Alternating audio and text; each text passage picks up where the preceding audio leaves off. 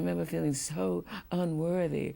And the hair, I dreaded when I went to to get my hair done, because I just knew they wouldn't know what to do with my hair. And did they? And what did they do? No, it wasn't. She seemed. It was, they weren't accustomed to dealing with the hair. So I forget who told me, but it was some a black person on the set who came to me and said, you know, they really should have a black hairdresser, you know, and why don't you do, and who hipped me to, talk to somebody. Yes. So I remember going to the director, I think it was Mankiewicz, wasn't it? Mm-hmm. Yeah, I told him about the black hairdresser because I didn't know who else to tell. But you don't generally take that kind of information to the director. Yes. But he did take care of it. And before I know it, there was Elizabeth Searcy on the set, I never will forget, as our first hairdresser, and she took care of all the black, myself and Mildred Joanne Smith, and myself and all the other people who were in all the black women who were in the show. She did our hair.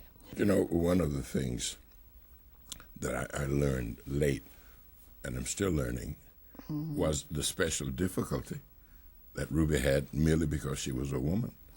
You know, it's much easier, and part of it is due to the fact that men basically control the world, and we configure it to our needs, and we think that when our needs are satisfied, that's the whole thing.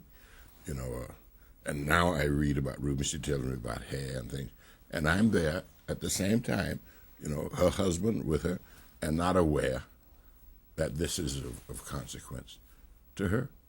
But they had makeup. They had Negro number 1 and Negro number 2. I never they will did? forget. And they had Egyptian and the light Egyptian and dark Egyptian, and all those kinds of things. I see. But black people had not gotten into the cosmetics field. see. And I've since learned, of course, when they did, somebody was saying about doing photographs and how they would, you know, they didn't think white people could do this kind of photography. I thought about this, you know, involving black people and makeup, and I thought about that for a moment.